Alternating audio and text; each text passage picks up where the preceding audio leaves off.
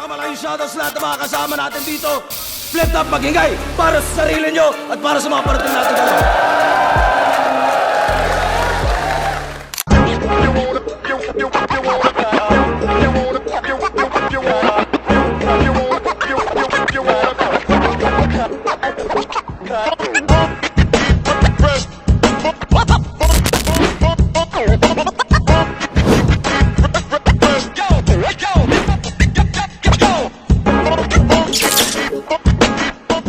Alam, parang kapal ng mukha na lang yan eh. I mean, in a way, no?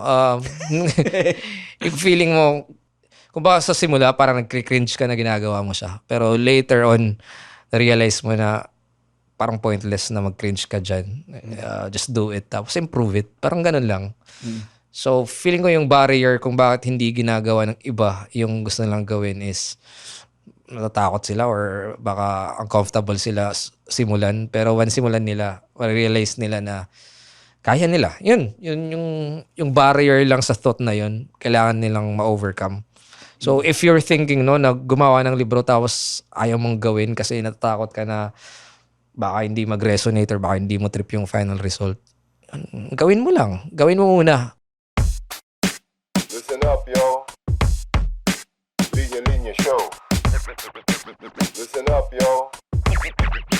Linya Linya Show. Listen up, yo. The Linya Linya Show bumabalik every week. Parang yo-yo. Sa office, sa condo, sa FX, sa kanto. Walang pinipili, basta pili-Pilipino. Listen up. Yo, check! Panibagong episode mula sa ating Bara-Bara series, hatid ng Linya Linya at ng Flip Top Battle League. Kung pag-uusapan ng pinakamahuhusay na writers sa Flip Top at sa Battle Rap sa Pilipinas, ilista mo na ang guest na kasama natin ngayon. Isang isabuhay champion, makata, may akda ng 3 poetry, chapbooks, rap artist, at ang artist sa likod ng ilan sa mga pinakamatinding battle sa liga. No? Mahigit 1 taon matapos ng huli naming usap at pagbisita niya sa Linya Linya Show, marami ng bagong kwento, sunod-sunod na laban, may konting pahinga, at saka may mga bagong proyekto. Panibagong chapter sa kanyang creative journey. No? Sa kanan ko, Let's go. mula palo, Leyte pa para sa inyo. Welcome back at mag-ingay para kay GL. Yo. GL nga pala ng Flip Top Battle League. Ayun. Yun. Kumusta GL? Ito, all goods naman. Nanonood ng zoning. Ibang experience din. So, overall, medyo busy. May mga hinahabol na mga bucket list na gustong i-check before mag-surface back sa surface. Mga ganun. Okay. So, yun. So, mukha nga marami kang ginagawa. No? So, syempre hindi ka, matagal-tagal ka rin hindi nakita sa stage ng Flip Top. No? Pero, mas saan ka nag-focus after mong magpahinga? Kino-consider mo nga ba sarili mo nagpapahinga ngayon? Different kind of rest siguro. Siguro may mga natenga na dapat ginawa ko pa. Siguro after nung isabuhay run ko or stint, tapos medyo nausog siya kasi yan yung ibang run naman yung ginawa ko sa next year after. So ito yung ginagawa ko, yung mga nasa listahan ko na delay. Hinahabol ko siya. Yan. May nadagdag bang bago dun sa bucket list mo? O mostly mga backlog mo? Yo, mga backlog. One by one yun. Yung bagong libro. Music na lang siguro. Yun. Music. Yun yung hinahabol ko. Wow, no? So, nag-battle rap, nag-music, nagsulat pa ng libro. Yun. Congratulations sa Glimpses. Yun, sa bagong, glimpses pala. labas na libro ni GL. Salamat, no? Nilabas natin din yan sa linya-linya booth nitong zoning. No, salamat sa mga kumuha ng kopya niyan. Thank you. May nakapagpapirma sa'yo? Meron. Yun. May mga nakukuha din ng 3. So yun, maraming salamat. Yun, no? So, glimpse pa lang yan. Ano pa, no? Available yan. Magiging available din siya sa linya-linya.ph. Yes, sir. Pero saan pa siya available? I think sa packing sheets. Sa packing dun. sheets. Baka sa akin mismo, pero parang bundled siya sa merch naman. Yun, may merch din pala, yung Twinfold, yun. Pala, grabe. So yun pa. Tsaka Patreon pa yun. Medyo marami ding Oo mga nga. sa labas ng trabaho. So, Wala palang pahinga. Oo. Walang pahinga ang ating employee of the year. Iba lang ang tasks iba niya. lang yung task. Nalipat sa ibang department. Grabe, no? Magtapos ng isa buhay run mo, gawa ng libro, gawa ng merch, gumagawa pa ng music. Sir. Dami. May panahon ka pa ba sa ibang bagay? Ano ba? Meron ka bang fitness related na ginagawa? Fitness related, pickleball. Yun. Pickleball. Papawis lang. Pero hindi. At pala binigyan kita ng t-shirt Okay. namin. Pero yan. Meron kaming tambay sa kitchen. Yun. Ayun. So, ang dami palang nangyayari kay GL, no? Pero, yun yan, itong zoning, no? Medyo nadatnan ka ng ibang tao lang, pero nasa crowd ka ba banda? Kumusta experience mo as a part ng audience? Yan, solid. For a long time kasi, ito yung simula ng idea na yun eh. It was like, buwelta siguro last year na parang may nakita akong photo ni Ma'am Nina, tapos nakapila yung mga, may pila. Yung usual na pila, papasok. Tapos nakita ko yung picture na yun, parang na-realize ko na parang ako yun sa ibang concerts eh. Sa mga artist na gusto kong panoorin. Tapos yung realization lang na parang na-skip ko yung face na yun sa flip top. Kasi before ako makapasok sa flip top, parang walang means or mahirap yung means na makapanood ng live, especially sa Leyte, tapos nasa Cebu or Manila. So, unang nood ko, parang nasa circumference na ako ng liga. So, minsan lang, or parang hindi ako nakapanood ng as a fan na nasa area talaga. Nasa gitna. Yung parang ganun. So, isa yun sa bucket list ko this year na manood na nandun. At kasama yung mga tropa. Ganun lang, yung ganung vibes lang na miss, hindi naman na miss or missed na hindi ko naranasan before ako makapasok. So, yun. Solid, no? So, pati yun, nasa bucket list mo, Yes. nagawa mo rin. And ngayon, kumusta nga experience, no? Siyempre, masanay ka na. Grabe, no? Para makanood ka ng flip top, sumali ka ng flip top. Oo. Ay, parang ganun, no? Kasi parang dream siya, especially sa mga malayo sa main, kung saan may events. So, parang malayo siyang dream. Tapos, pero hindi siya ganun kalayo eh. Kahit ngayon, no? Or especially now na may mga, langit lupa at yung mga mas malaki na yung tarangkahan para makapasok. So, yun. Solid Solid, experience. ano? So, yun nga, no? Yung experience mismo nga ng pagpila, being one with the crowd, may naiba bang perspective or POV sa'yo dun? Siguro habang nanonood ako, sinusubukan i-figure out lang kung bakit hindi effect. Medyo may pagka-battle rapper pa rin eh. Inisip ko bakit hindi effective yung angle na yun. Paano nagsishift yung momentum. Yung ganun pinapansin ko kung bakit hindi tumama yung suntok na yun. No? Or, yun, parang may level pa rin ng battle rap analysis na nangyayari habang nasa live ako. Tapos, yun, fortunately, no, parang wala masyadong or parang safe na nanonood ako. Shoutouts wala kay Mimak kasi si Mimak yung nagbigay ng idea sa akin na if tanggalin ko lang yung salamin ko, wala makakilala sa akin. Oo, kasi parang sa mga past events kasi, so pagpalabas kami ng venue, medyo hindi naman hassle, no? Pero medyo yung mga kasama ko na naging bottleneck ako palabas dahil sa interactions. So sabi niya, tanggalin mo na yung salamin mo. So tinanggal ko, tapos nakalabas na kami dire-diretso. Tapos yun, I put it to the test. Nagawin ko siya sa event mismo at yun, wala kang napansin until matapos yung event. Yun na. So, Clark Kent. Try mo tanggalin. Pero shoutout kay Mimak. Alam ko, kaka-birthday niya lang din. Oo, nagre-record tayo kakapanood ngayon. ko. Happy birthday, Mimak. Pero shoutout sa'yo. Gumana yung Parang experiment. Mecha Chameleon style. Tinapik nga ako ni GL. Sabi ko, sino yun? Pero astig. So, hindi lang pala yun gustong bucket list ni GL. Nagre-research at nagsisurvey na ata siya para sa... Kasi sa Patreon ko yung reaction video ko. So, yung usual ko na ginagawa sa reaction videos ko is parang yun, fini-figure out ko yung kung ba't hindi effective, kung bakit to effective. So, linalagay ko yung sarili ko sa lente ng ibang battle rapper or yun, try to figure out things, no, na yung science pa rin ng battle rap. So, hindi ko alam if magta-translate siya sa akin or baka hindi rin. Pero yun, sinusubukan ko. Pero malaking bagay syempre na ibang POV naman. Yun. Kasi yung audience na nasa first, second layer pag big crowd, no? Yes, sir. Parang iba-iba rin yung experience nun eh. Ako rin pagka nanonood ako, lipat ako ng lipat eh. Tinitignan ko rin kasi yung iba-ibang experience siya, no? Pero lahat solid. Pero iba-iba rin. Depende kung anong nakikita mo at naririnig mo, no? Pero yun, so balik tayong Zoning 22. Sobrang solid na, na event, no? General thoughts mo? Meron bang... Siyempre, alam ko nag predictions kayo Ni EJ. ni EJ, no? Kumusta? Tumama ba yung mga prediction nyo? I think mostly hindi. Pero medyo may feeling na ako kasi pala yung sinasabi na pag quarterfinals, doon nangyayari yung mga upsets. Kasi parang from the first round, may initial thoughts ka na kung sino yung malalakas.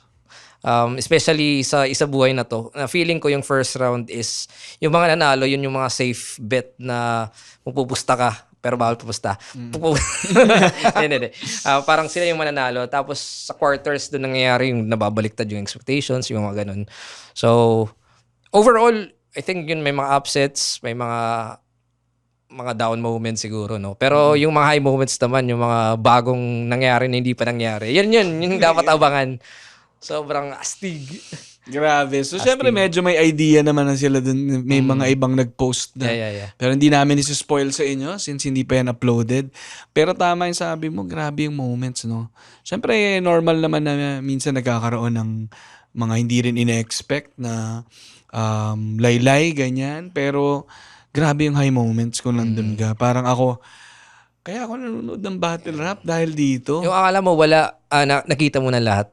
Meron pa pala. Grabe, no? Ako medyo immense yung joy na ramdaman ko habang nandun. Tinitignan ko yung mga tao. Sobrang elated, no? Parang grabe yung kakaiba. So, curious din ako paano siya mag-translate sa video. Pero habang nandun ka, what a joy. Diba, no? Pero hindi naman to spoil, no? Pero meron bang best battle sa'yo doon? At best MC? Moments. Papa ni Unico. Yun. Parang, ano pa ba? Yun, Mzite, St. Ice. Yung round 4, yun. Grabe yun. Na-imagine mo ba sarili mo doon? Hindi ko imagine. I think, sa small stage, no, baka, pero sa ganong big stage. Astig ngayon kasi yung camera, I mean yung big screen, para siyang, hindi siya scripted, no, pero parang yung palitan, para siyang skit na live na nangyayari. So, sobrang astig. Astig, no? So, yun yung no? Anong tawag ni Enigma dyan? Yung grab bag. Grab bag na na round 4. Nagulat kami kasi yung mga iba paalis na. Alam mo yan, kasi judging na, i-announce na, biglang may round 4. Yun ang mga, iba talaga pag nandun ka. Iba talaga pag live. No? So biglang may bag. Nakakatawa lang pare kasi, yung mga inahablot na gamit, may mga ibang gamit doon na binigay ko kay Enigma. Sabi ko, Figured. bakit nandun yung... Parang mga gamit talaga ni Arik yan. Nagganap lang siya ng pwedeng ilagay. Yung mga mukhang bago siya umalis para dun sa venue. Ito, pwede na to. Pero grabe, no, St. Ice at MZ talagang wala. Kaya sila nandyan. Kaya sila rin yung tinuturing na pinakamalulupit sa freestyle. Pero imaginein mo yung mga iba pang MCs kung mag-ganon, Ang dami magaling mag-freestyle, eh. Tournament ng ganun, no? Pwede, do. Grabe, no? Grab bag tournament. Grab bag tournament. Dapat next time, hindi na grab bag. Dapat malita. Oh. Parang isa lang yung laman nun. Isa lang yung laman. Buksan yung malita. Tignan ko ano yung laman. Sige, Zoning 22. Grabe rin niya. Ako, syempre, grabe rin yung bakbakan ni Sak at saka ni Manda for me. And again, hirap din sabihin, no? Siyempre sabihin mo upset kasi nga, may liyamado naman talaga. Pero lahat na sila nasa level na ganyan. Parang, basta sure na tayo yung hindi mga upset sa kanila sa lakas ng mga laban nila, no? Zoning 22, pero in-announce na rin naman ni Enigma yung mga susunod na battles, ano? Ano na yung next event ulit? Right of way. Right Dalawa. of way pala ulit. Dalawang right of way. Okay. August Kasunod na weekend. 1 and 8 1 and 8. sa match point. Tsaka may gubat. Oo nga, 29. 29. So, ano yung mga yan ba? Ano? Nasa bucket list mo ba yung mga yan? Na manood. Manood? Susubukan. Pero, yun. May bumiyahe ng every month eh. Parang, kailangan may control pa rin. Pero yun, susubukan. Exciting din yung right of way, no? Kasi parang yung pag-match din ni Enigma sa no? Yung mga galing din dun sa Langit Lupa at sa unang right of way, parang banggaan na rin kaagad. Oo. And then yung iba, laban na rin with mga veteran MCs, nandun na rin. No? So solid yan. Yung gubat ang di ko pa na... Di ko rin alam eh. Hindi ka pa ba nakapunta ng gubat? Punta na ako. Oo nga pala, nakapag-battle ka na doon. Oo nga. Pero yung gubat, tingnan natin. So, wala naman kami, walang isuspoil si GL sa inyo dito. Wala. Kung inaabangan nyo, bandang dulo. Bandang dulo ng video. No, pero, GL, no, syempre yung huli nating usap. For the record ulit, grabe, no, kasi parang wala pang isang araw after nung battle mo, nagre-record na tayo ng podcast. No? So, ibang exhaustion din yung dinanas mo. Hindi naman ako exhausted nung time na yun eh. Pero baka hindi ko lang naisip. Parang...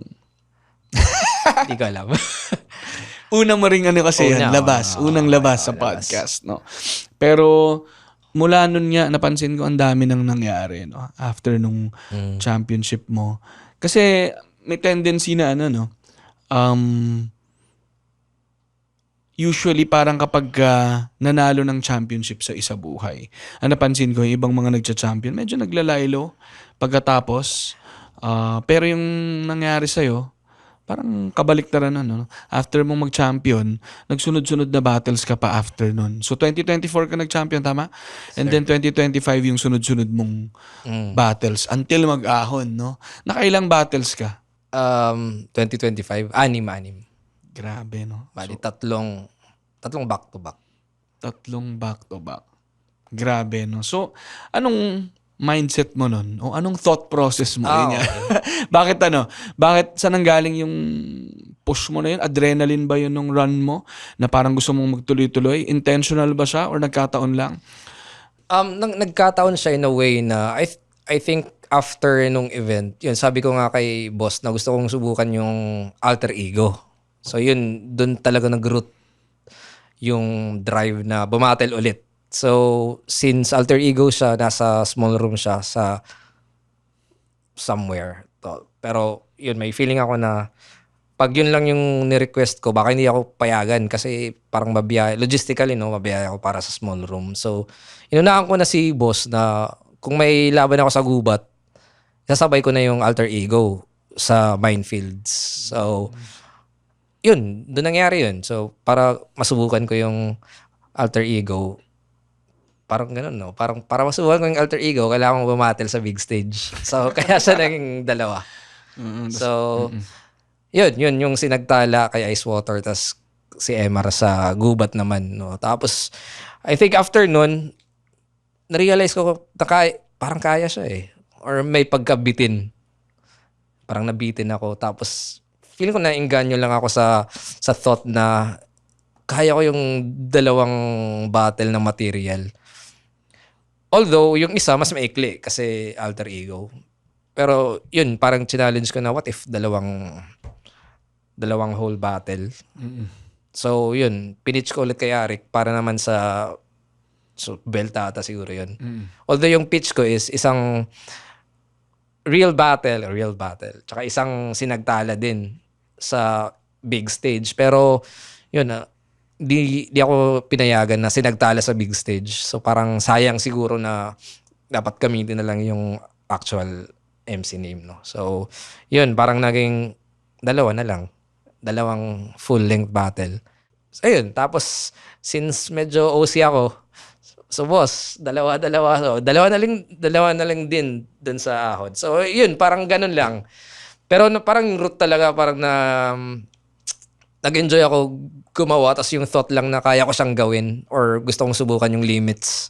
Parang limit testing. Tapos yung vibes lang siguro na papayagan ako ni Arik kasi may champion status ako. So parang ginamit champion card. Boss, pwede yata. So parang yun yung general na nangyari sa mga back-to-back. And tuloy, ang galing ng timing ng ascend lang ng ascend, Yes. ano? Kasi yun talaga yung parang biglang skyrocket, tuloy-tuloy eh. And parang siguro yung team ko yung naging mind blown yung mga tao. Katulad ko, yung mga nanonood at fans ng battle rap, mind blown na tuloy-tuloy mong binibreak yung barrier, paakyat, no? Tapos yun nga parang patindi ng patindi at pahirap ng pahirap. Yung pag-akyat, no? Kaya, ascend lang ng ascend, no? Pero, I think, kaya rin yung up to the last, chapter nung buong taon mo na yan, yung ahon, talagang, parang kung inaalala ko grabe yung references sa'yo nung mga battle. Parang almost all battles merong reference sa mga gawa mo. And parang feeling ko nga taon mo talaga yung 2025, nakatatak siya. Pero yun, siguro ito ginawa mo siya. And parang sinasabi mo you're testing your limits, no? Parang kaya ko pala to. And ganoon ang mindset mo na parang kung kaya ko to, baka kaya ko pa. And then sige nga, kinaya ko to baka ito kaya ko pa. So given din what happened, no, syempre panalo, and then yung dulo mo, nadapa ka dun sa dalawa, no, at least sa voting, no. Ano naman ang assessment mo dun or takeaway mo dun? Yun, sabi mo para siyang heat check. Pero hindi siya para sa akin, hindi siya pagkadapa Parang I feel like na-sustain ko yung gusto kong i-sustain. Yung pinaka ayaw ko talaga mangyari is mag-choke ako at mawala ako. Kasi yun yung parang sampal yun sa akin na humingi ako ng 2 tapos magkakalat ako. So, dun pumasok yung pressure. At regardless kung panalo or talo, yun talaga yung nahabol ko na maging swabe. I think isang reason din, no? Parang sa laban ko kay MR, may choke ako dun. So, medyo parang di ko gusto yung feeling na yun. Kaya bumawi ako dun sa Belta. Yung 2 sa Belta.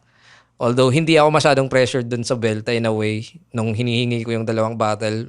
Pero nung nakita ko yung poster, kasi na-imagine ko parang hindi siya na GL yung 2 na nasa taas. Parang spread out siya. Pero nakita ko na parang magkatabi yung pangalan ko sa poster. Doon na nag-dawn yung pressure na oh no, parang hindi to yung usual request na kung baka dapat kong ibigay lahat or dapat hindi ako magkalat kasi nakakahiya kay boss at sa mga tao, no, na magkalat ako. So and I think hindi naman ako nagkalat doon sa ahon pa rin, no.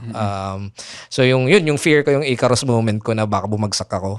And feeling ko para sa iba yun yung ahon, pero hindi yun para sa akin kasi hindi ko gustong sabihin na hindi ako preparado. Kasi in that way, no, parang dinidiscredit mo yung ginawa ng iba. Binigay ko pa rin lahat at mas malakas lang talaga sila. So yun yung satisfied ako dun. So hindi siya, patas pa rin yun para sa akin.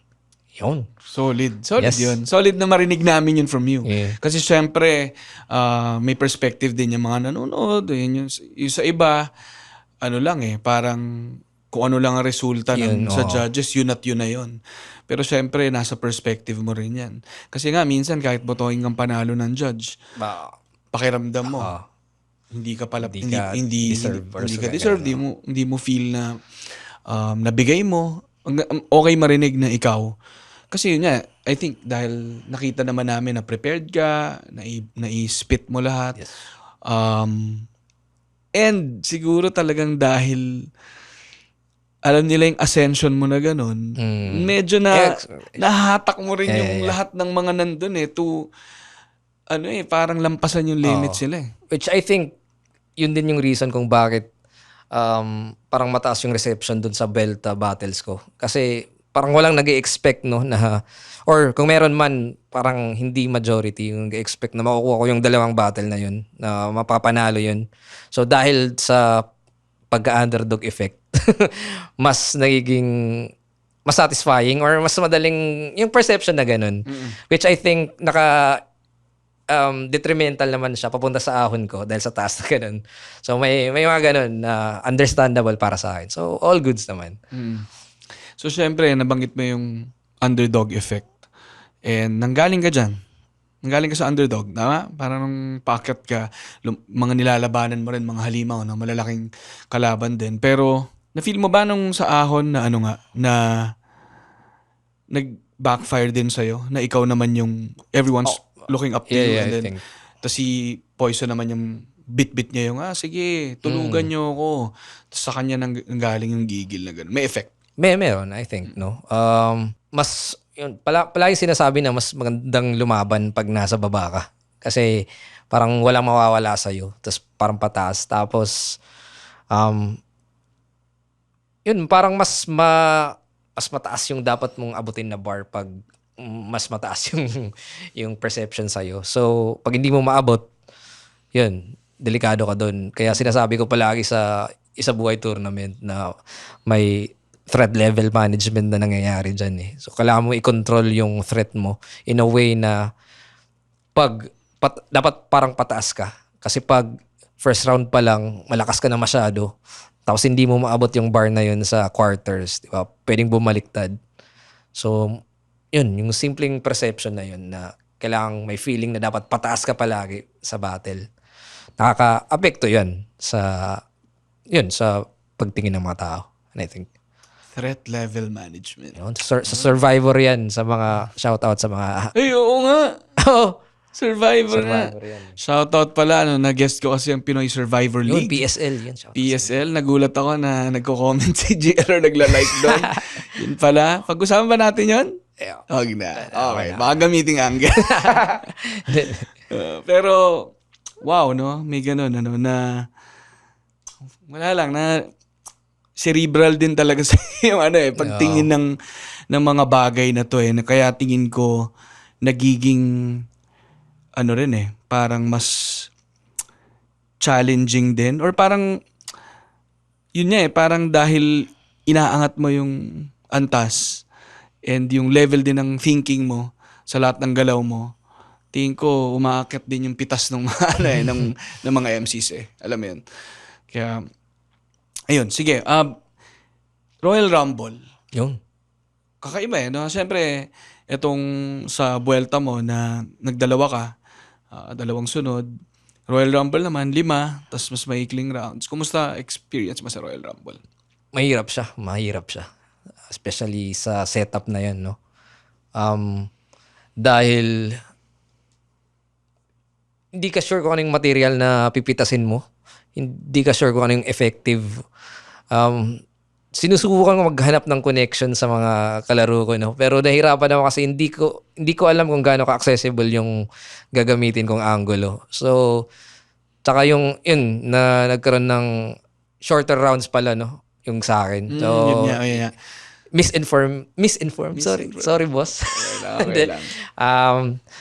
Yun, gusto ko ring sabihin, no, may mga nagsasabing pinetics ko daw yung Royal Rumble. Hindi. Kung baka yun sagad sa kaya kong gawin doon sa time na alam ko. So, hindi ko sinasabing kung mas mahaba yun ako yung mananalo. Hindi rin eh. Talagang effective talaga yung ginawa nila, especially 3D tsaka Kilan. So, sa akin, nahirapan akong maghanap ng angulo sa limited canvas ko.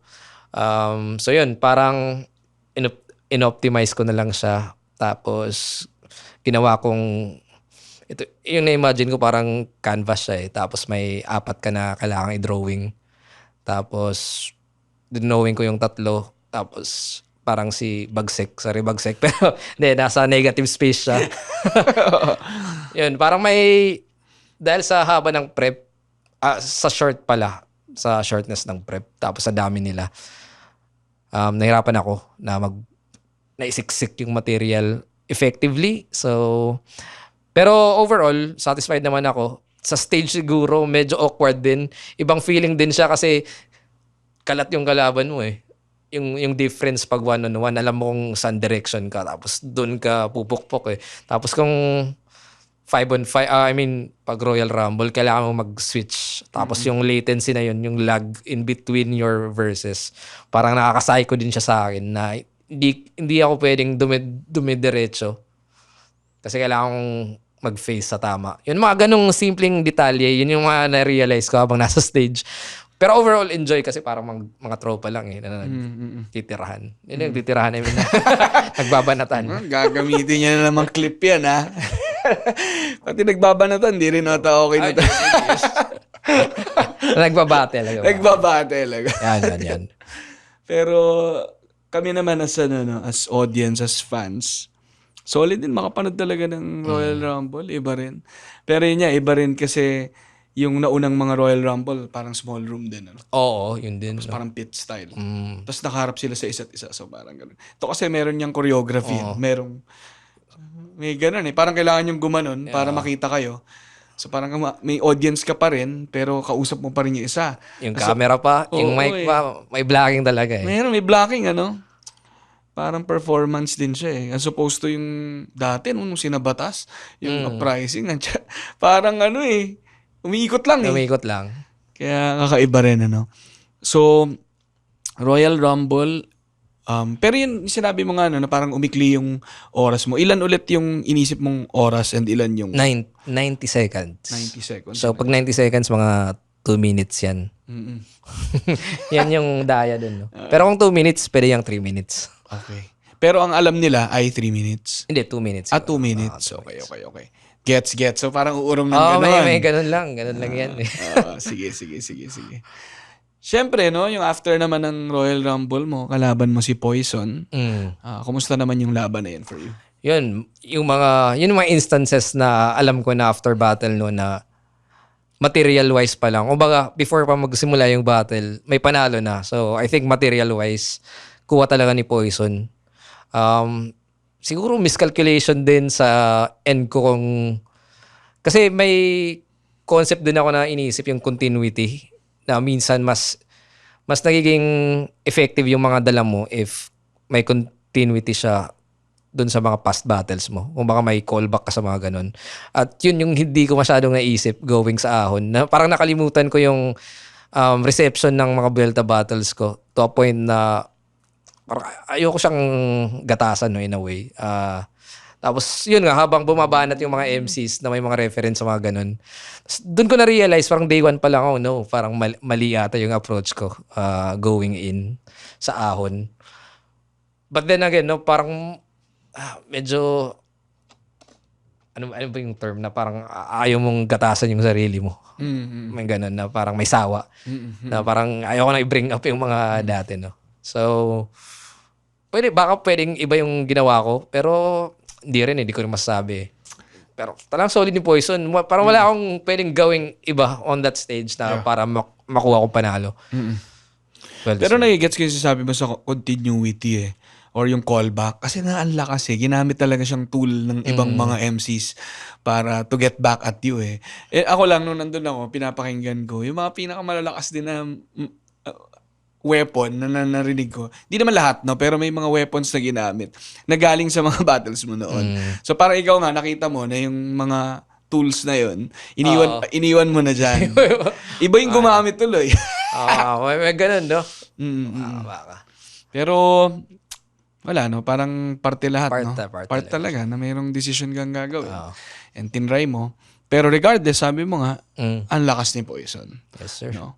Ano pinakatingin mo yung moments na pinakamadiin na nagawa ni Poison nun? Kasi ako, top of mind ko siyempre yung Kutsara, pati yung Cleopatra. Ikaw ba may mga naalala? Sa akin, yun din. Pero yung pinaka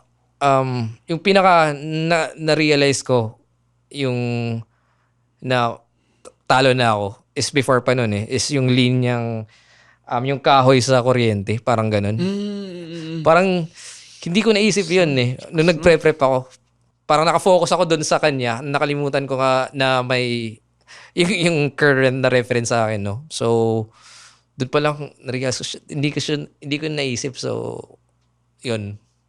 yung disconnect na ganun sa kung paano ko isipin yung mga bagay-bagay. So, yun. Parang dun pa lang na feel ko na yung upper hand ni Poison sa akin. So, yun.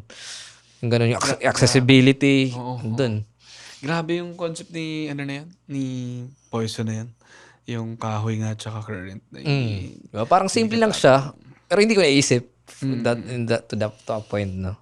Kumbaga kung naisip mo, malaking point yun kung makounter mo yung mga suntok niya. Eh, yung mga suntok niya talagang pumasok todo, tapos magkaiba dun sa naging strategy mo. Lalong nadiin yung kanya. Pero ako nung nanonood ako, grabe talaga yung acting ni Poison dun sa kutsara. Kahit na panoorin mo siya sa video, maniniwala ka talaga nagkakamali siya eh. So, tapos again, parang bagong moment din yun for me. Although, di ba may nagpo-point out na ginawa na daw ni Luke, ni Zendok ba? O yung at least yung line ata yung na line? yun. Pero sa akin, first time ko nakita yung may actual na nahulog. Mukhang new layer yun eh. So, hindi lang siya nasa linya. Yung presentation talaga. Solid, no? Solid Poison. And syempre, tuloy-tuloy pa si Poison. Siya naman yung parang may momentum din ngayon. Going to Isabuhay, no? Ngayon, itong dalawang battle na to, no? Ito na rin kasi parang natin, no? Parang ngayon pa lang natin mapag-uusapan yung mga nangyari. So, after ng matagal na panahon, ano? Meron pa bang mga detalye doon na hindi mo na-disclose o hindi alam ng mga tao? Katulad nung yung sa 5-on-5 na maikli yung oras na akala mo. Wala naman na pagdating dito kay Poison. Wala namang ibang detalye na hindi mo nasabi. Wala naman siguro. Yun na yun. Yun. May mga theory crafters din na may tinanggal ako kasi natalo ako. May mga ganun, no? Pero wala. I feel may iba rin na naghahanap ng mga connection, but sila daw yung mga naging kalaban ko, baka may ginagawa akong bigger concept, yung mga glazing na tinatawag ko eh. Pero wala. Okay din yun. Mapaganahin nila yung imagination nila. I think good thing din yun. Pero which is, feeling ko nabanat din ni 3D. May linya din siya about doon kung bakit ganito. Tapos, I think isa ring effective na approach din yun eh. You're trying to explain things, tapos you're giving evidences kung bakit ganun. So, nagiging convincing siya pakinggan. At yung paghahanap ng connections in between things. So, yun, solid na kaya nilang mag-imagine ng mga kung ano-ano. Pero, hindi palagi. So, okay. Parang mental exercise. Creative exercise. Which I think yun din kung bakit masaya ako. Kasi parang masaya akong natalo sa ganung style ni Poison at nila 3D, no? Kasi hindi siya yung usual na makiri ng style eh. Kumbaga natalo ako sa sarili kong laro. Parang ganun yung vibes na naramdaman ko. Parang hindi ako inikutan eh. Parang binoldoze ako sa front ko talaga. So, yun. Parang masarap na feeling siya kahit talo. And ako yun, siguro para i-close lang yung chapter nitong yung sa nangyari nun. Ang ganda lang marinig talaga from you yung mentality mo ng ascend na kahit na yun nga, even yung paggamit ko ng word na nadapa, no? Parang parang again, even if may judges at may results, yung buong proseso rin at buong experience mo doon, nasa sayo rin kung paano mo siya titignan or paano mo naramdaman. And masaya marinig, no, na nandun yung ascent. No? Yun. Hindi siya paganon siya. Ganda mentality. Reminder din sa mga fans na wag yung iba kasi parang nagme-message na parang nasaktan sila, na natalo or ganun yung resulta. Man, kung sa akin wala lang yun, dapat feeling ko para sa inyo parang wala din yun, no? Na I think kahit nga sa majority I think ng MCs parang hindi na ganun ka-importante yung resulta. Unless nag-choke sila or nagka-aberya. Pero kung parehas silang binigay lahat regardless kung anong results, parang nandun na yun na yung level ng battle rap ngayon. At hindi ko alam kung good sign yun or hindi. Kasi minsan kailangan din ng drive na manalo. Which, yun din sinasabi ko, no? May dalawang klase ng MC para sa akin. Yung mga winning MCs at yung mga, anong term ko doon? Ayokong sabihin non-winning. Pero yung mga experimental, di ba? May mga Sayads, the Marshalls, na hindi man nagre-reflect sa mga panalo. May linalapag sila sa lamesa na tumatatak sa mga tao. At meron din naman na yung mga strategists, sila yung mga nananalo talaga kasi alam nila paano manalo. At may certain intersection din yung Venn diagram na yan, I think. And I think hindi ko ina-associate yung sarili ko dun sa yung mga winning MCs. No? Mas nandito ako sa other side, which wala, naghahanap ka lang ng bagong gustong gawin at subukan. Yun.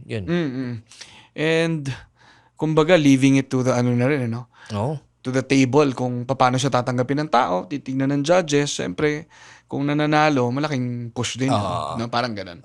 Pero kumbaga hindi rin yun yung main driver, no? Pero kung winning primarily yung gusto mo rin, okay din. Kung yun yung drive niya, no? Pero magkaibang Kung gaano MCs ka competitive. Ayos, ang pansamantala inaakala na kapos. Kung minamadali na ang ganap na pagtagos. Bukas, higa, sara, tapos. At mapalad silang mga nanatiling inosente sa tunay.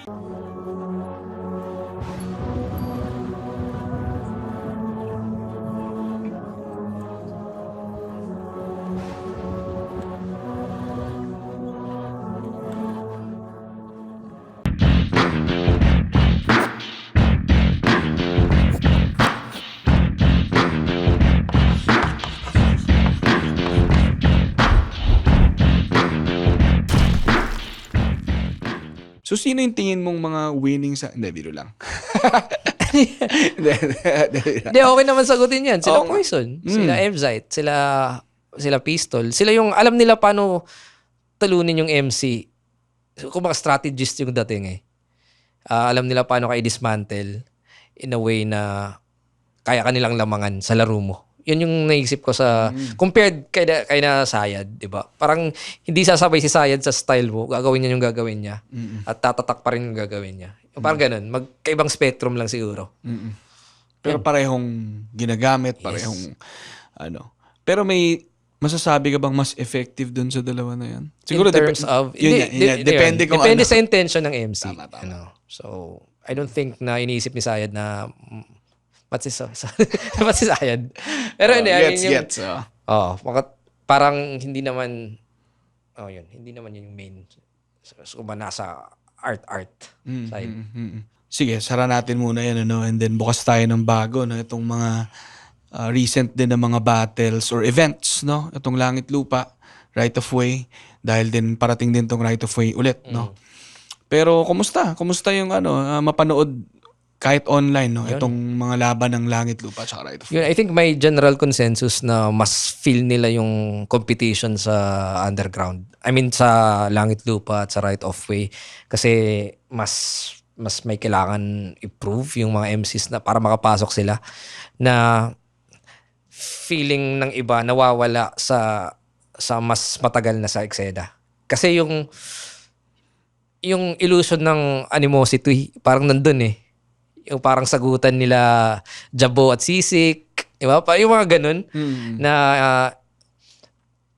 parang palpable yung drive na manalo nandun in comparison sa mga sa amin, no, na halos tropa na lahat. So hindi na masyadong nagtra-translate siguro unless may backstory na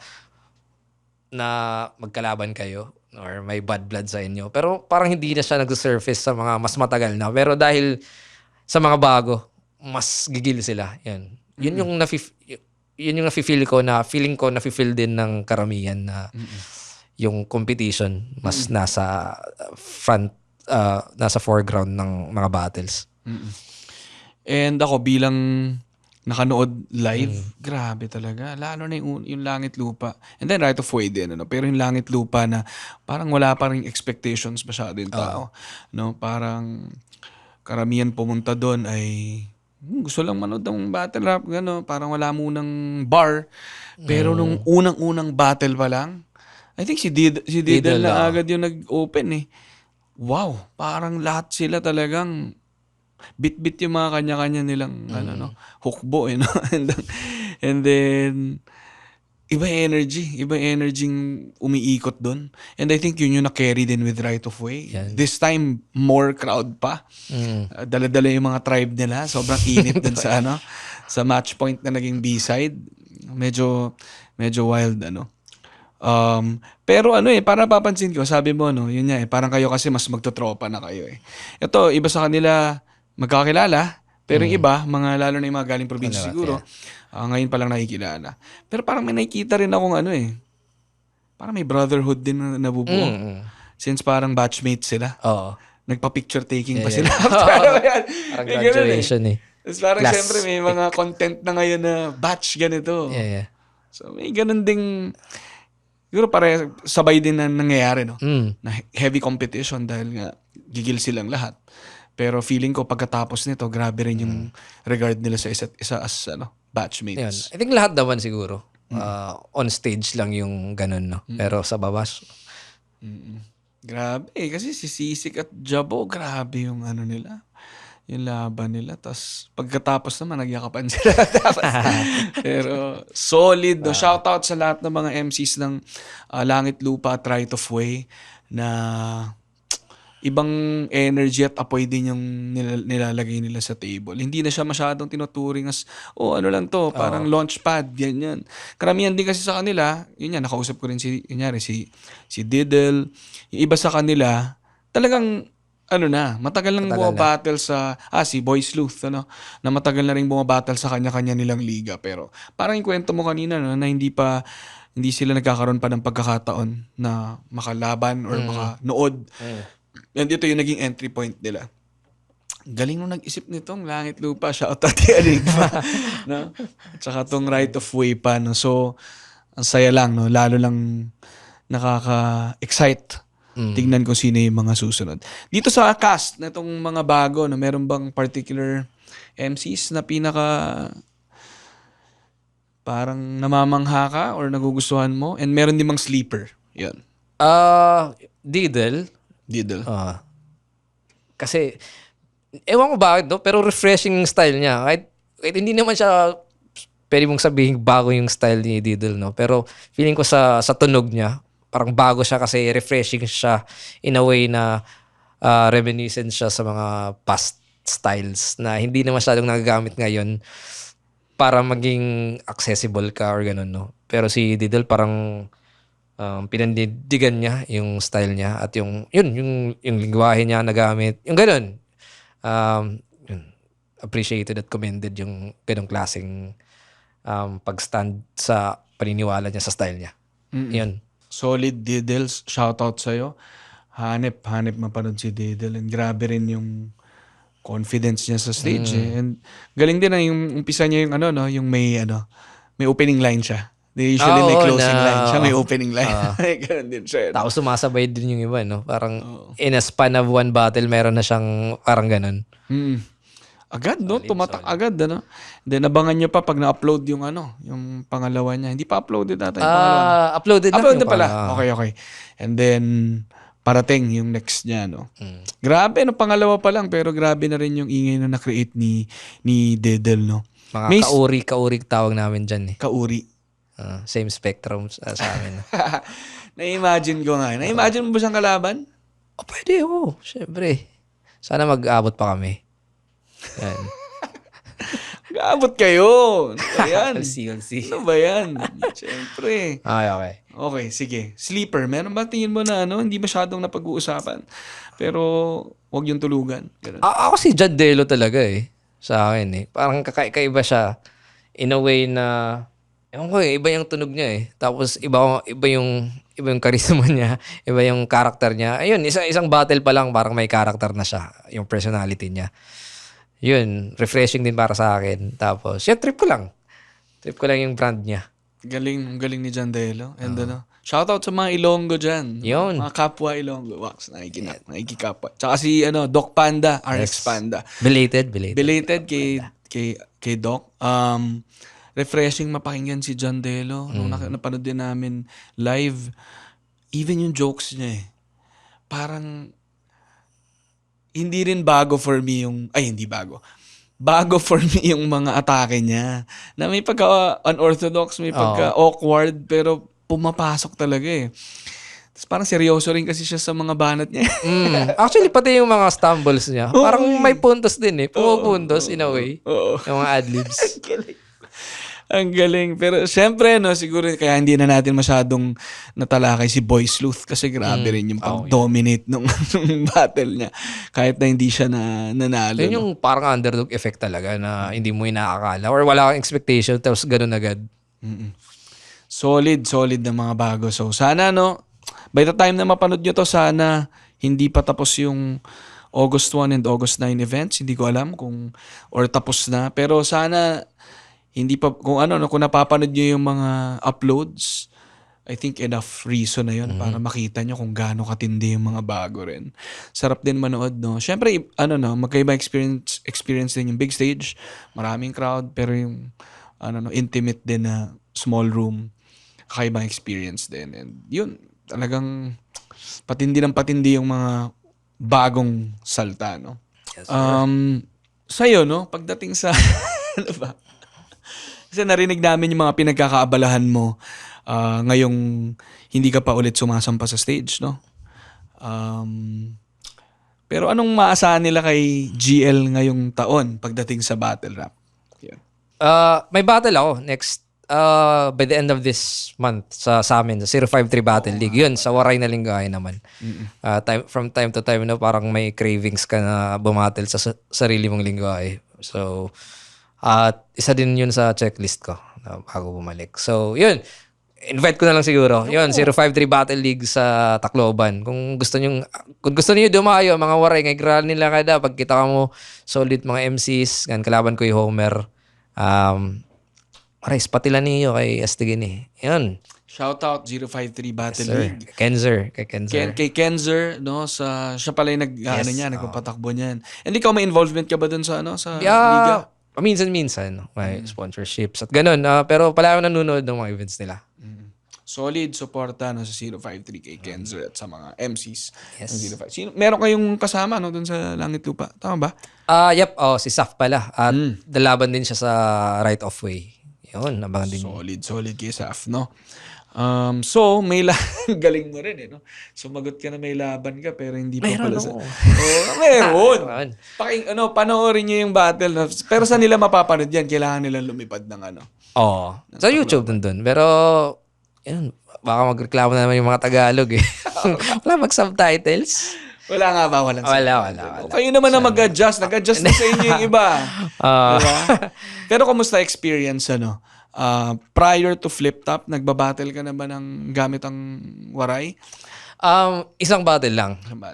Pero parang pasok na rin ako sa Flip Top nun eh. Parang may vibes nga na kailangan mo munang makapasok sa Flip Top para makabattle sa amin eh. May ganun. Parang mas nauna ba ako nakapasok sa Flip Top. Lurker lang talaga ako dun eh. So, nanonood lang talaga ako ng events. Pero, may mga tropa rin ako na kalaro. Pero hindi yung formal na laban, no? Parang yung mga mag-classmates na hindi nagtitirahan. No? Ano yung term? Nagbabattle. Ano kayang ibang term na gano'n? Nagbibira. Ay, hindi na nagbibira. Nagbabanata, nagbibira. Puro delikado. Basta nagbabattle. Ganun. Mga friendly battle. So, yun yung pinaka-experience ko. Aside from yung writing, actually. Which then, na-realize ko din, no, na before ako nakapasok ng Flip Top, nagsusulat na ako for like a decade. So, ganun, yung late realization na yun sa akin na kailangan ko muna magsulat in 10 years bago ako nakapasok or bago ko sinubukan, at least. Yan. Panibagong bucket list, panibagong creative exercise ulit sa'yo. Siyempre, na makabattle ng waray. Yes. And, well, hindi ko pa matanong kung kumusta yung experience na yun. Hindi pa nangyayari. Pero next na kwentuhan natin. Gusto ko rin marinig. No? Pero required ba doon na, na local dialect ang gamitin?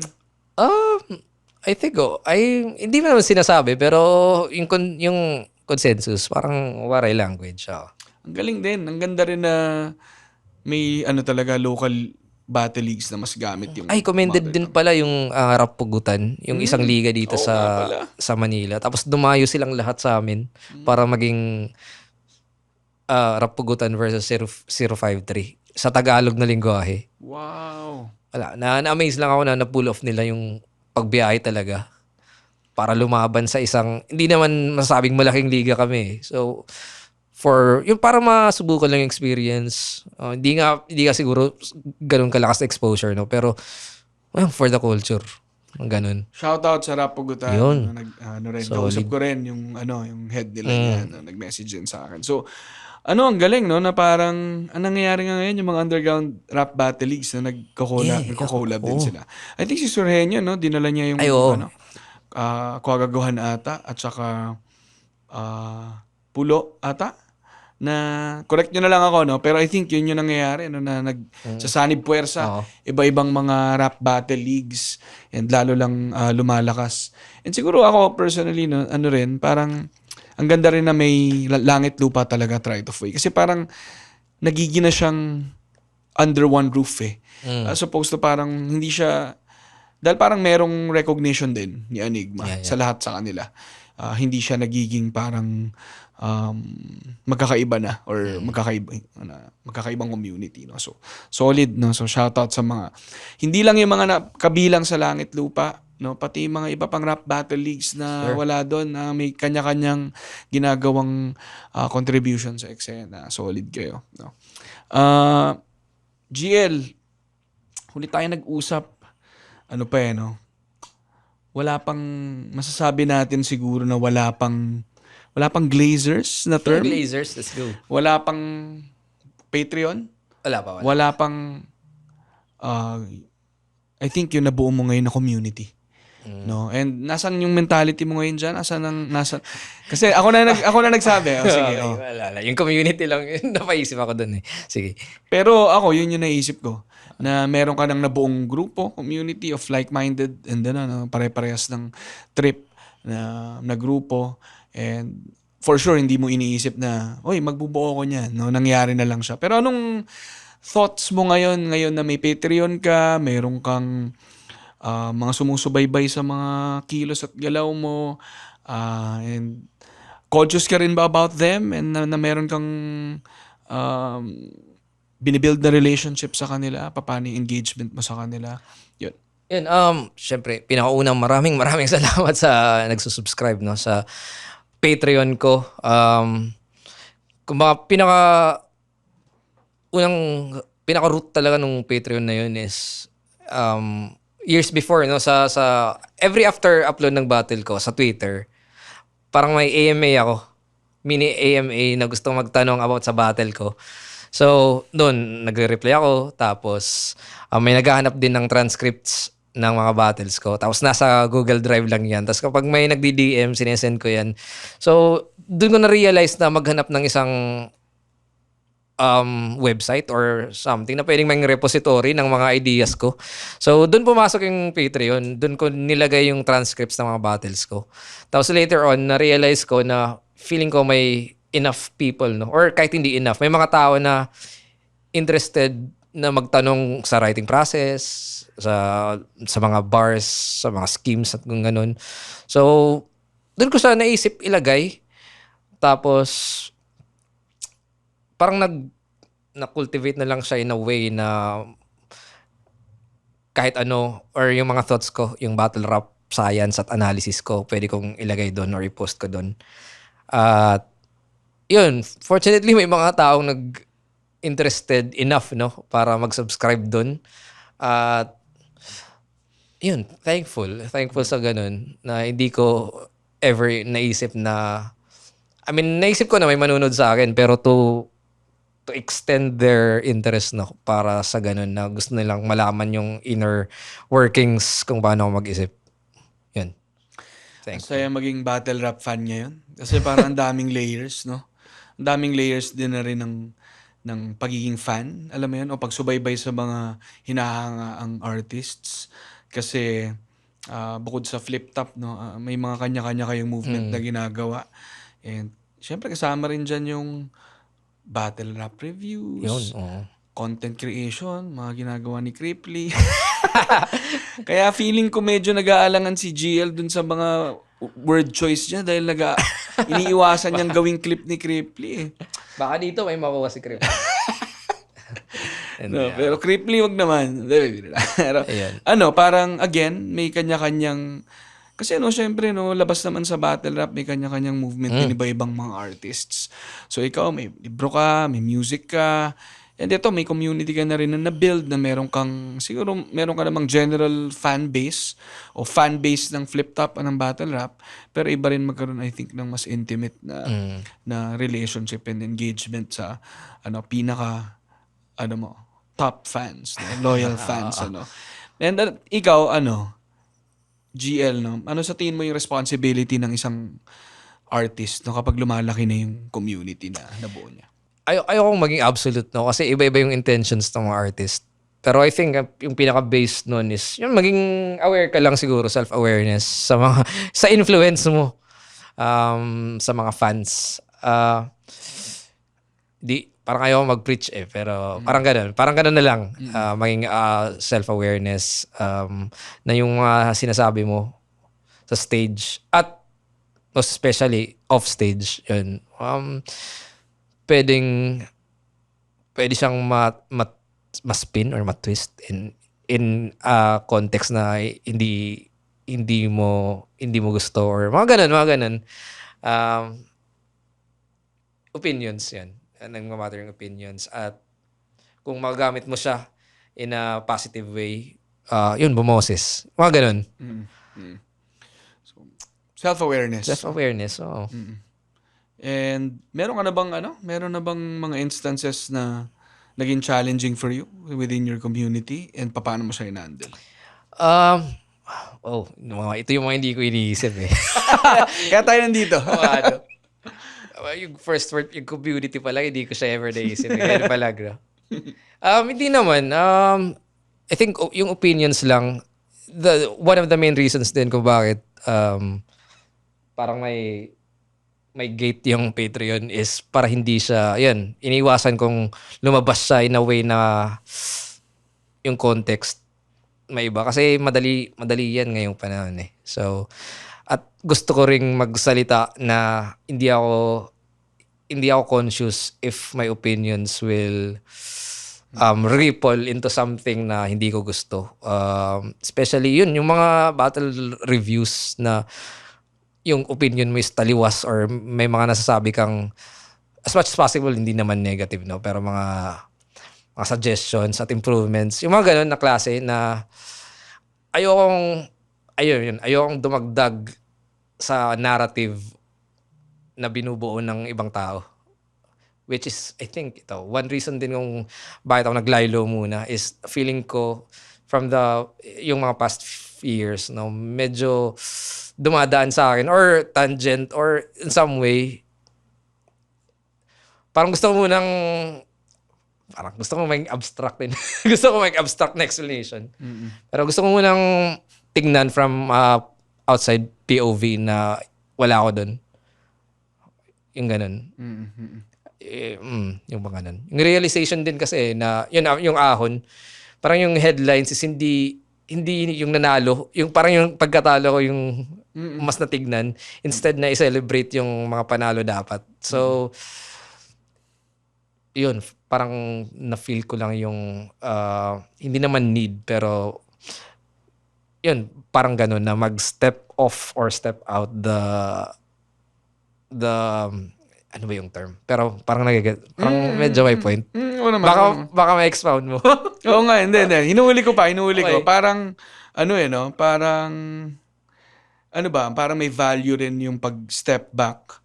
Kasi, may mga narratives silang binubuo. Yun. May mga narratives silang binubuo na not necessarily true. Yeah. O parang inaangguluhan nila. Tapos, ayaw mong sakyan yung ganun ba? O parang hindi. Ano? Parang ayokong dumaan sa akin yung mga ganun na hindi kailangan hindi in a negative way na gumubuo ng narratives parang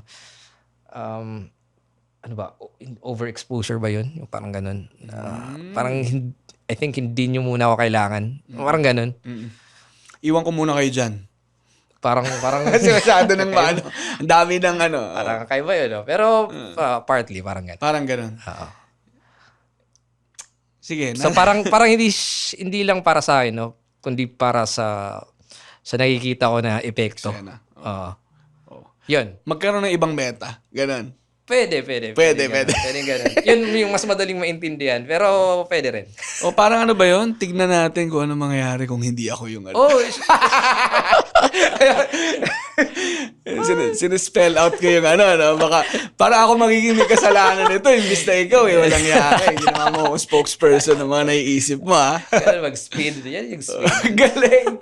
Nalipat sa akin ni GL, eh. Ako nagsabi, hindi siya. Ngayon ko lang na-realize na may GL pala sa glimpses, ano? Sinadya mo ba yan? Kaya nga, Ghost Written, Living Light. Loko-loko talaga to. Loko-loko talaga thought process ni GL. So, nagsimula siya sa Ghost Written, naging Living Light, GL, tapos ngayon Glimpses. Hype ka talaga.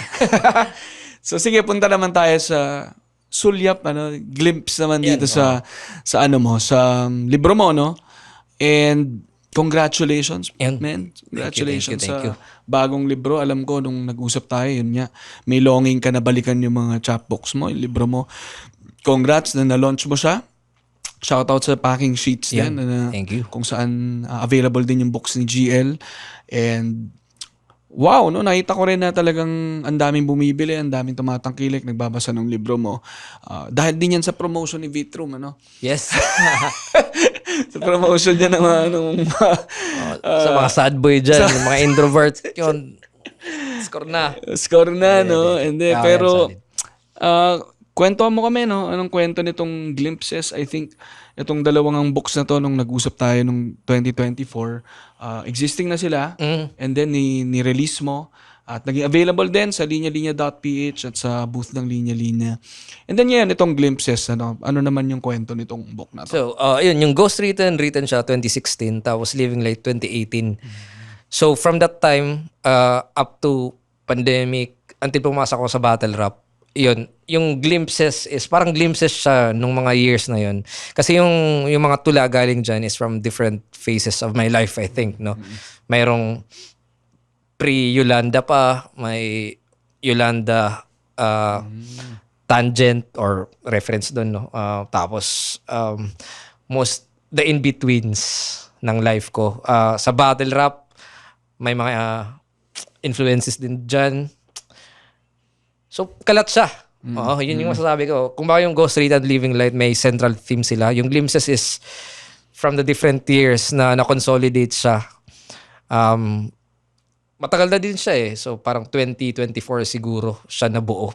Parang hindi lang siya nalabas pa.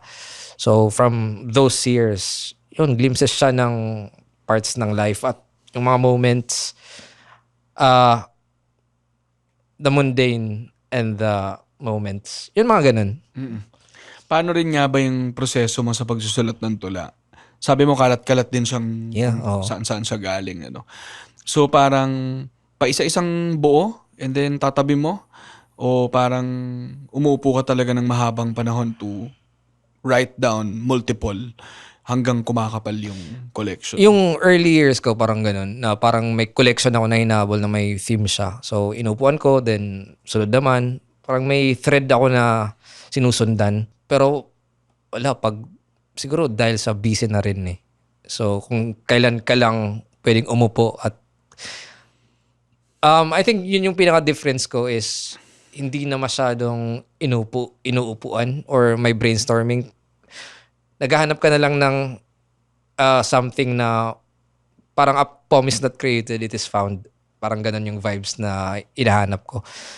Influence din ng isang poet, si Billy Collins. Yun yung pinaka-binabasa ko nung pandemic. Na simple things lang siya. Hindi na siya yung grand sentimental feelings na makikita mo sa mga past poems ko siguro na medyo melancholic siya or may mga grand emotions. Ito, mga simple lang na glimpse tapos nagbabubble siya or nagre-resonate into something else.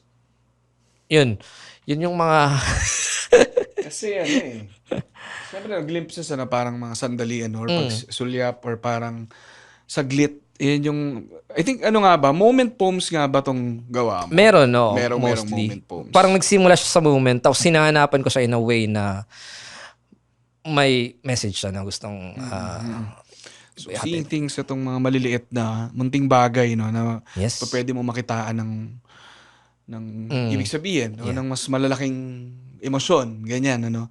Isa pala nababasa kong tula. Ito muna yung glimpses, ano, para masulyapan niyo kung gaano kaganda rin yung libro mismo. And iba makahawak ng libro, guys. Iba amoy ng mga pahina, mahawakan yung actual product, solid. Ito palang una ko nababasa yung first poem mismo eh. And dito palang may mga bars ka na dito.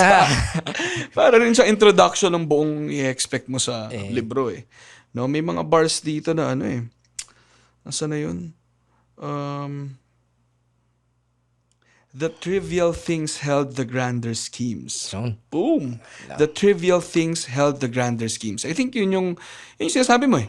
No, sa mga maliliit na bagay nakikita natin, malamang nandyan, sinasalamin yung mga mas malalaking bagay sa mundo. No? Glimpses. They were, ano ba to? Poetry reading na to. Baka magalit sa atin ang mga listeners. Ano? They weren't what they seemed of. They were what I willed them to be. Poetry. The escape wasn't away. The escape was within. Hanep. Yun. Pause tayo ng konti para namnamin nyo yun. Alam mo, wala lang, random thought lang na sa poetry reading kasi, hindi pwedeng hindi pwedeng pumalakpak. Habang sasalita yung nag-orate, binabasa yung tula or memoryado yung tula, hindi ka pa pwedeng pumalakpak. No? Ang ginagawa doon, snaps. So kapag may naririnig na mga powerful lines, sa snap. So alam ko rin yan kasi may poetry reading na nagaganap sa Linya Linya HQ for the longest time every third Thursdays of the month. Shoutout sa third Thursdays. Medyo nag-pause lang kami ngayon pero more than a year na rin na may mga spoken word artists, sina Leandro Reyes at iba pang mga, sina Mike Cantillano, iba pang mga magagaling na poet, spoken word and written na nagpo-perform din. And bilang pumupunta rin ako sa mga poetry reading from before. Ganun. Tapos ngayon wala lang. Parang inisip ko rin siya sa battle rap eh. Ooh, okay. Kasi ang ganda rin eh. Kasi hindi pwedeng, hindi naman, may naghumihiyaw, no? And merong pumapalakpak din. Pero na-imagine ko rin kapag may mga solid na lines na hindi kailangan mag-merit ng malaking reaction. Pero pagka nag-snap ka lang ng konti, I hear you. I think yan yung ganun eh. Ganun yan. Yung topic ni Arik. Topic ni Arik at saka ni Kiko Matching. Saka ng Topic Squad. Yan, ganun. Pero wala lang. Ang galing lang nung ganun. Sige, glimpses. Isa pa lang tong tula. And excited akong basahin pa yung iba. Mamaya papapirma ako sa inyo. Pero again, glimpses na book ni GL. Saan nga ba to available? I think sa Linya Linya available. Magiging available. Sa Linya Linya. Yun, sa packing sheets. At yun, i-message nyo na ako kahit saan. Sa Facebook, sa Patreon, sa Instagram, sa Twitter. Doon yung information. Bigay ko sa inyo. Yung? Solid. Papapirma ko yung akin mamaya. Pero GL, syempre, parang tatlong mundo yung binanggit ko rin kanina nung simula. Tatlong mundo ng pagsusulat yung ginagawa mo. Battle rap, music, poetry. And pare-pareho silang pag-iisip, pagsusulat, pero magkakaibang paraan din ng paglikha. So, meron bang pagkakapare-pareho yung mindset and thought process mo kapag nagsusulat ka ng battle rap, ng kanta, at saka ng tula? Meron, I think, no? Pero iba talaga yung lens ng battle rap para sa akin. At I think iba rin sa music eh. I think yung music ko yung pinakamalapit sa poetry ko mismo. Translated lang siya sa Tagalog pero leaning siya towards yung abstract at pagka-left field na hindi ko na-imagine na i-apply yung mga references at mga bars dito sa music ko. Hirap lang ako na i-translate yung ganun, no? So, kung ba mas leaning towards the lyrical talaga yung pagsusulat ko sa music. At yun din yung reason I think na hindi ako nagsusulat ng Tagalog na tula kasi parang tinatranslate ko na siya papunta sa music. So yun, mas ganun. So may relasyon yung bawat isa na pero magkakaiba rin, no? And sabi mo pinakamalapit sa music mo ay pinakamalapit itong poetry Oo, sa music sa mo. music ko. Pero syempre yung sa battle rap. Sa battle rap meron niya bang kasi iba no, iba yung disiplina ng written word no ng poetry. Pero may nakikita ka bang overlap din sa mga pagsusulat mo ng tula papuntang battle rap or battle rap papuntang tula? Consideration lang sa audience. Yung intention. Yun lang. I think, even with that, iba-iba rin eh. Yung battle rap, palabas siya. Hindi yung, palabas. Galing. Okay. Double meaning. Double meaning. So, kailangan kong isipin yung nandyan, yung nanonood, no? Yung tula, mas introspective siya para sa akin. At yung music, I think mas introspective siya, pero nandun yung challenge nung Metro. Nandun yung, kasi minsan lang ako magsulat ng rhyming poems eh. So, nasa free verse na talaga ako. So, yung energy ko is doon, binubuhos ko sa tugmaan, sa battle rap, at sa kanta. So, yun. I think yun yung pinagkaiba nila. Yung sa battle rap kasi talaga rhyming no? Internal rhymes kahit yung punchline punchline. Pag sa written kasi hindi mo naman sa written poetry no, hindi ka naman pressured na kada linya. Kailangan ko na mag-punchline dito para ma-sustain yung nila, yung pero it's intentional nga no na alam mong babasahin siya no. And feeling ko sa format din, naghahanap ka ng bagong something. For example, yung binasa mo kanina, di ba parang may glimpses of na italicized. So, parang hindi siya part ng sentence, pero thought siya in between the sentences. Mga ganun, siguro, may mga ibang experimental formats din na tula dyan in a way na may parang train of thought din na pwede kong i-apply sa battle rap. I think yung title dyan is Nights I Need Lobotomy. May nakita kasi akong linya dito Train of thoughts, yan. the bullet type. Ayun, Grabe, yung bullet train pa dito. So mga ganun na parang pwedeng i-apply yung isa sa isa. Pero different experience yung pagsusulat sa kanila. Yan. siguro iba nanonood at nakikinig na artists dyan, ibang level of Anong pakiramdam pare na nagagawa mo yung tatlong art forms na yan nang sabay-sabay? Kasi wala, yung iba can only wish to have their own book, write their own poems, and then makabuo rin ng album or makasulat ng kanta, and then makasalang sa battle rap. No, Siyempre, wala ka namang oras pag-isipan nyo. Pero tinatanong ko sa'yo ngayon. Alam, parang kapal ng mukha na lang yan eh. I mean, in a way, no? Yung feeling mo, kung baka sa simula, parang nag-cringe ka na ginagawa mo siya. Pero later on, na-realize mo na parang pointless na mag-cringe ka dyan. Just do it. Tapos improve it. Parang ganun lang. So, feeling ko yung barrier kung bakit hindi ginagawa ng iba, yung gusto nilang gawin is natatakot sila or baka uncomfortable sila simulan. Pero once simulan nila, realize nila na kaya nila. Yun yung barrier lang sa thought na yun, kailangan nilang ma-overcome. So if you're thinking na gumawa ng libro tapos ayaw mong gawin kasi natatakot ka na baka hindi mag-resonate or baka hindi mo trip yung final result, gawin mo lang. Gawin mo muna. Or kung fan ka ng battle rap na sumusulat din tapos gusto mong sumali sa underground pero iniisip mo na parang hindi ka hip-hop enough, hindi ka rapper. Pero alam mo, kaya mo at mahal mo yung craft at yung culture na nini-represent nung craft. Man, mag-tryouts ka. Ganun lang. Ganun, I think nasa mindset lang talaga. Na switching lang ng mindset. Convince mo lang yung sarili mo. Tapos, isa sa pinaka mantra ko is from Lemony Snicket, si Daniel Landler. Sabi niya, be afraid later. Yun lang. Kumbaga, sa waray naman, yung term dyan is positive way.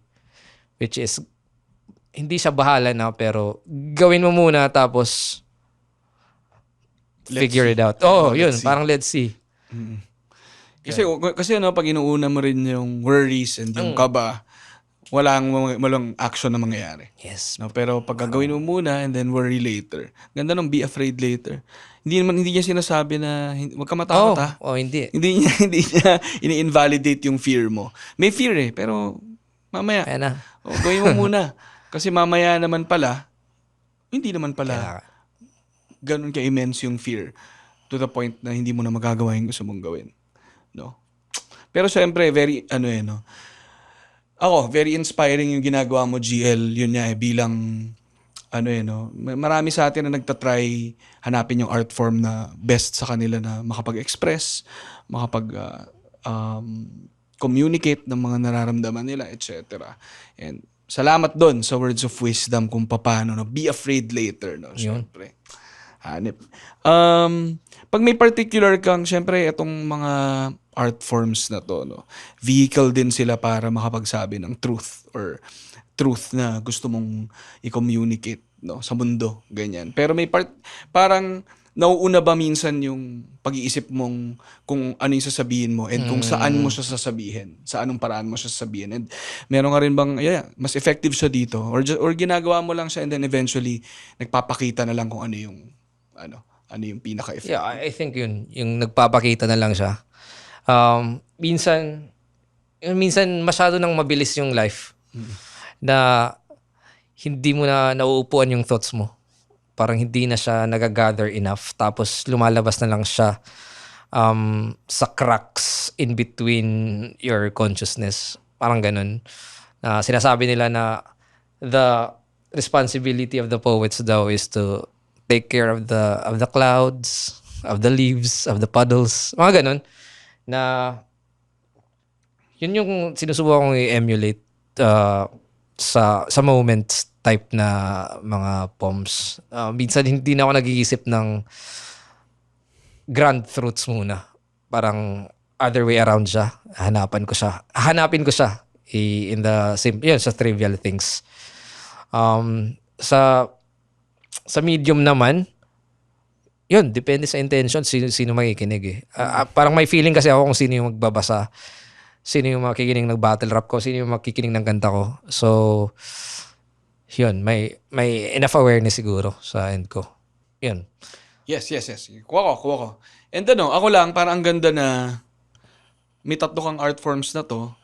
And then, maganda rin na ma-influence yung fans mo ng battle rap na magkaroon ng chance magbasa ng tula. And then, mga nagbabasa ng tula mo, tignan din yung battle rap. And syempre kasama yung music, no? So yung music ba? May aasahan ba kami sa'yo sa music? Yun, hopefully, yun yung isa sa mga last bucket list checkbox na kailangan kong i-check. Ayun. Recording. Recording, yun. Recording. Almost. Hindi pa almost there, pero in progress. Okay. Yun nasa t-shirt mo, no? Yun. Ascend lang ng ascend, no? sir. T-shirt ng Linya-Linya and GL. Salamat pa rin, syempre, GL, sa pagtiwala sa Linya-Linya na i-carry yung line na yan. Nagsimula lang yan sa, after kong interviewin si GL noong 2024, nagsulat siya ng linya dun sa Freedom Mall ng Linya-Linya. Nakita ko yung ascend. Yun lang, ascend lang yung exclamation point no? Oo, pataas. Ascend. Paakyat. Actually, paakyat niya yung grabe, pati yun, nagpo-poetry dun eh. Diba? Pero, nandyan na siya, no? May white version na rin tayo, na-launch namin last year, no? Last year. Ay, this year ba? Yung black? Oo, yung black. Last wait. Last year. Last year. Last year. And Last then December. then may puti naman tayo. Ngayon, yung linya na yan, ascend lang ng ascend. Marami nang nangyari since nilabas natin yung shirt na yan. Pero, nagbabago ba yung meaning sa'yo nung linya na yan? Feel ko yung context nito dati sa battle rap lang. Tapos ngayon medyo kumalat na siya into the other crafts at other endeavors in life at sa craft at sa kung ano-ano na. Yan, parang synchronized ascension. Yung mga ganun. Gets. Ayan. Ano kung nagsimula sa battle rap, pero ibang mga ganun. pakpak na rin yung lumalabas. Pero synchronized, ibig sabihin may no? Choreographed din yung parang may relation din kasi sa isa't isa. Ganun ba? Parang ganun, no? Ganun. Sabay-sabay. Hilahan pataas. Or kahit maliit lang yan, 10 feet ascension pa rin yan. Diba? Sa hiking, ascend pa rin yan kahit ganyan Oo nga, lang. no? Pero yun, ascend ka ng ascend. Parang bundok na minsan kailangan mo rin bumaba. Oo, no? Kailangan mo rin Yun. magpahinga. Peaks and valleys. Yun. Pero yung mentality na yan, na ascend lang ng ascend, yan din yung mantra mo para to keep going. Hindi lang sa isang craft mo, pati sa mga ibang craft na ginagawa mo. No? Pero, may point ba na masasabi mo na sapat na to? Sapat na. Sapat na. Uy. Napaisip ako. Wala pa naman sa ngayon. Parang tuloy-tuloy. Tuloy-tuloy lang. Hanggat kaya. Hanggat kaya. Hanggat kaya. Yun lang. Yun. Sige. Grabe yun. Ayun. Saya nitong usap natin, GL, and saya rin na, actually ikaw ang unang, aside from Arik, ikaw yung unang, pangalawang beses kong makausap dito, no? And marami pa akong gustong kausapin sa Bara-Bara series, pero I think sa span ng hindi tayo nakapag-usap, ang daming nangyari ng gandang na-unpack. Kahit pa paano, bitin, pero marami nang na-unpack, no? And iniisip ko kung sa next na usap natin, ano pang mga ascension ang gagawin ni GL by that time. We'll see. Gawin lang muna. Gawin muna. Gawin muna. Okay, gawin Be muna, afraid gawin muna. later. Do it now, be afraid later. Tayo ng version na yan sa pwede t-shirt. Hindi, yun. So, yun, siguro, chance na mga part ng community mo, makausap mo sila, and then, siguro sa mga iba pang listeners natin, na ma-invite mo rin sila sa mga iba mo pang ginagawa. First yun, yung libro. Check nyo, Glimpses, Ghost Ridden, Living Light. Nandyan yan sa packing sheets at Linya Linya. Siyempre yung collaborations ko with Linya Linya, yung Ascend shirt. Personal clothing din, no? Sa Twin Fold, kung gusto nyo yung spatan. Nandyan rin yan. Patreon, kung natripan nyo yung mga insights ko dito, yung mga insights ko doon, mas marami pa rin, no? I mean, mas personal takes na kung kalaban kita, pwede ka mag-subscribe tapos sulatan mo yun. Ganun. Solid. Pero magbabayad ka muna. Yun lang. Hindi. Ayun, sa mga subscribers sa Patreon yun. At tapos yung music, hopefully. At syempre, sa nag-aabang sa battles, marami pang battles dyan na pataas lang ng pataas. Yung mga rookies at yung isa buhay. Langit Lupa, manood kayo ng live. 053, supportan Gap Neo kung gusto nyo magkita live. Mga Waray battles. Ano pa ba? I think yun na yun. Yun, shoutout sa mga nabanggit ni GL, and abangan natin susunod na battle ni GL sa Flip Top. Kailan ulit? Ay, sayang. Wala pa. Sayang. Nag-attempt lang. Baka. Mamaya na lang sabihin niya sa akin. Pero yun, pare, salamat GL sa isang solid na catch-up ulit. And abangan namin yung mga susunod mo pang galaw. Siyempre, nakita namin pagkatapos ng long run mo sa isa buhay, sunod-sunod na battles din, na paakyat ng paakyat. And then yung pahinga mo ay naglabas ka ng kung ano-anong mga materials, output, creative na output. Itong may libro, hopefully may parating na music. Pero syempre, nakaabang lahat pa rin ng mga fans mo sa battle rap. Syempre, bukod dun sa battle mo sa 053 ay sumalang ulit sa Flip Top, no? Abang-abang lang muna, no? Yun. Yun. Abang. Abang lang ng abang. Hindi. Yeah. Salamat, GL. Thank you. Salamat. Suportahan niyo si GL, suportahan niyo Linya Linya GL na shirt. Shirt din pala to. ng uprising ko po na ng Kamao. Shout Yan, parang gusto ko rin yun. Solid. Maraming Maraming nag-aapang We'll see. I will see. Ayun, no? Supportahan Flip Top Battle League. Shoutout kay Enigma. Salamat lagi sa tiwala. Boss. Ingat kayong lahat. Peace.